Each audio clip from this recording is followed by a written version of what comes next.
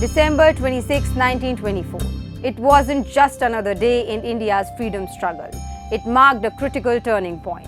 On this day, Mahatma Gandhi assumed the presidency of the Indian National Congress, taking on a role that would forever change the trajectory of India's fight for independence.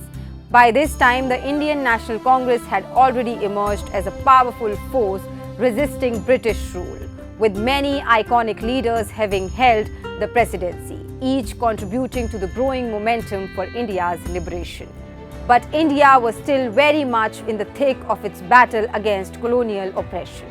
The British Empire loomed large, tightening its grip, and the road to freedom seemed fraught with uncertainty.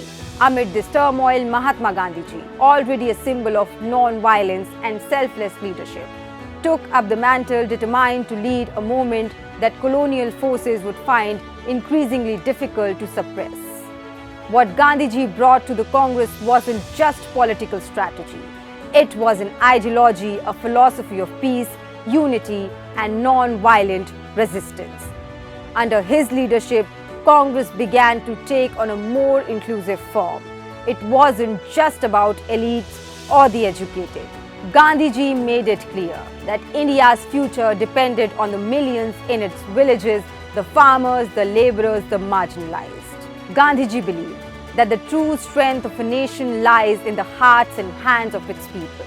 He didn't just want to free India from British rule, he wanted to transform it into a society where justice, equality, and compassion could thrive. His leadership during this time marked the beginning of some of the most powerful movements in Indian history. The non-cooperation movement, the Salt March, and eventually the Quit India movement. All of these were rooted in the idea that India's struggle for freedom could only succeed if it remained true to the values of non-violence and self-reliance. The path he charted wasn't easy. It wasn't about grand speeches or monumental battles. It was about small acts of resistance, the boycott of foreign goods, the call for Swaraj, and the embrace of Khadi, which became a symbol of self-reliance and defiance, echoing in the hearts of every Indian. For Gandhi, the presidency in 1924 was not a position of power. It was a call to action, a moral leadership that would define India's independence struggle.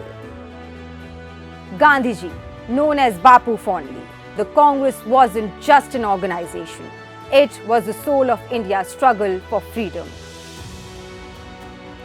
A soul that needed to reflect the aspirations of every Indian. The farmer toiling in the fields, the weaver spinning threads of hope, the laborer fighting for dignity.